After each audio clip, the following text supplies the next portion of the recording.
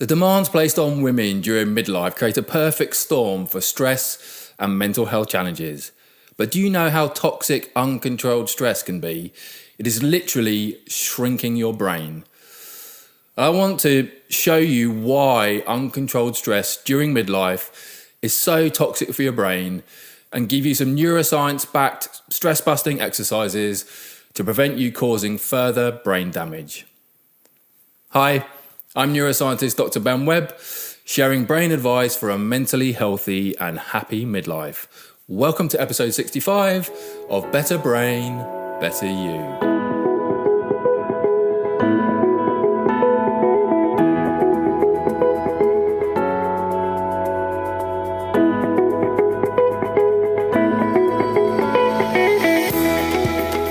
Hey, how are you doing? Thanks so much for joining me today. Everyone deals with some form of stress in their life, and it's not always easy to find relief. Family and work obligations, personal goals, financial issues, it can really seem never-ending. But here's the good news. There are simple ways to effectively manage your stress levels so that they never get to a point where you find yourself crippled by it. And it only actually takes a few small habit changes, a method proven to be effective at managing the things in your life that make you stressed and damage your brain. So while it's not possible to avoid stress entirely, and some stress is actually a good thing, you can manage stress levels and anxiety by introducing stress-relieving microhabits into your life. We put together a free guide with 9 of the best microhabits proven to have a positive effect on the damaging effects of stress on your brain. And you can grab and download this free guide on using microhabits to reduce stress at ologyonlinecourses.com/microhabits. That's ologyonlinecourses.com/microhabits. Go ahead and download this free guide to help you manage the toxic effects that stress is having on your brain right now. So the demands placed on women during midlife really do create a perfect storm for stress and mental health challenges.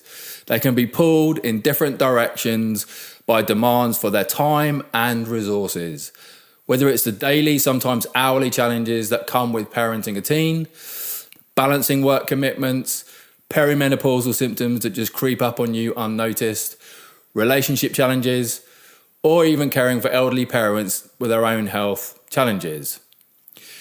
When these demands persist, you're actually in a constant state of stress. And conventionally, we call this chronic stress, our physical and mental responses to a prolonged period of emotional pressure, which is actually distinct from acute stress. Acute stress gets the body ready for action, for example, giving a speech to a large group or interviewing for a job.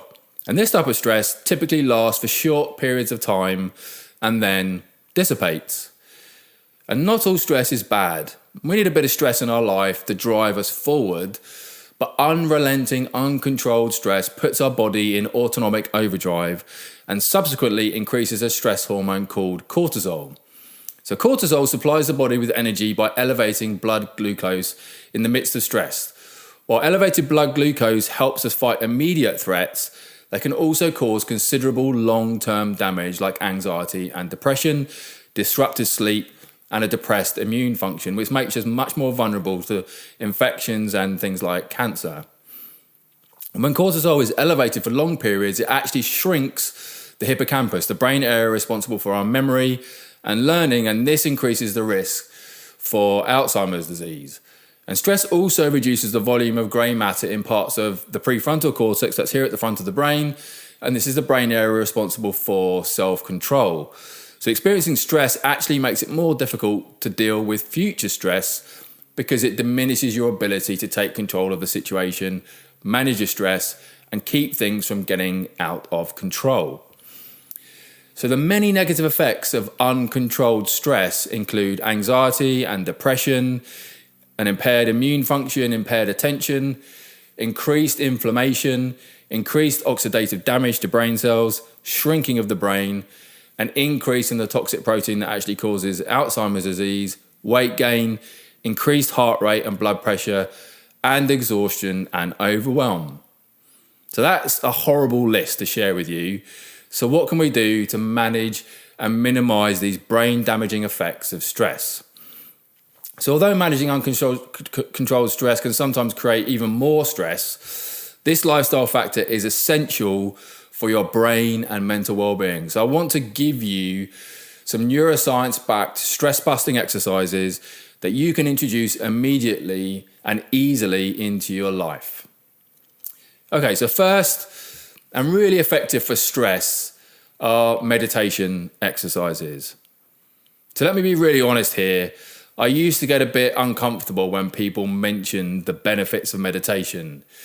My neuroscience and psychology training didn't really teach me anything about the benefits of meditation for your brain and mental health. But now we have a growing collection of research studies and demonstrating the benefits of meditation for both brain function and stress reduction.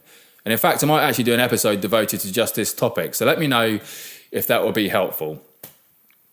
Okay, anyway, I digress. So to become acquainted with the practice of meditation, try these exercises.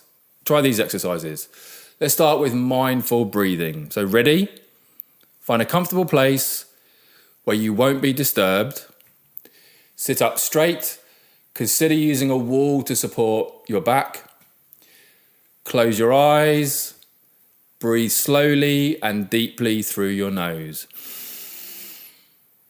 And when you reach the point where you want to exhale, breathe out slowly through your mouth.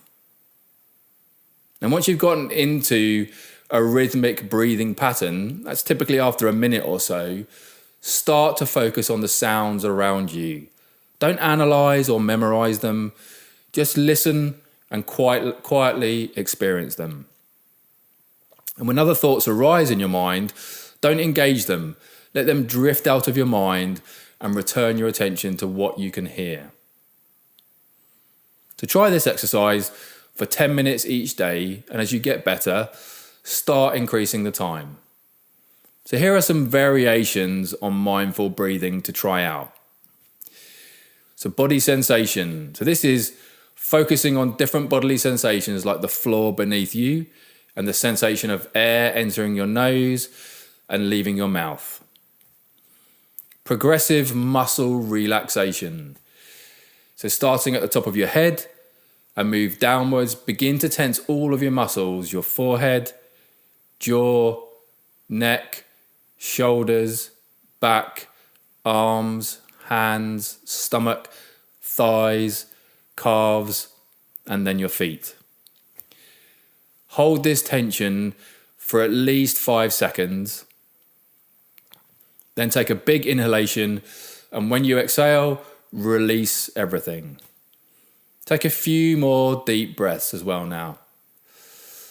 So feel the difference between a tense body and a relaxed body. You can also try visualization. Imagine you're sitting by a river and your thoughts are slowly riding the current, flowing from left to right, from left to right. When a thought comes into your head, simply watch it float down the river and out of sight. So if you struggle with meditation techniques, and many people do, so please don't worry, there are some really good alternatives to traditional meditation to try out. So you could try what's called walking meditation. So walk the same route every day. This will allow your brain to relax and focus on the pleasant sensation in your body. The goal isn't aerobic exercise here, although aerobic exercise is very important for your brain health. Instead, find a pace that feels natural and try to maintain it throughout your walk. You could also try yoga. There are many different types of yoga to suit your personality and desired level of mental relaxation.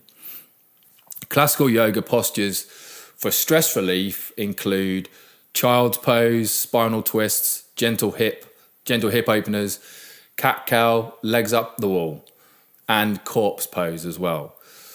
So I highly recommend Yoga with Adrienne on YouTube for a yoga routine to meet all of your relaxation needs. That's definitely the best place to go and have a look. So try simplifying your life. Live in a clean, uncluttered home. Approach your work in an organised, purposeful, driven way.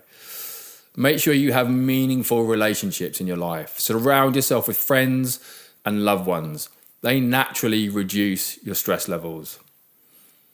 Listening to music. This is actually one of the best ways to unwind.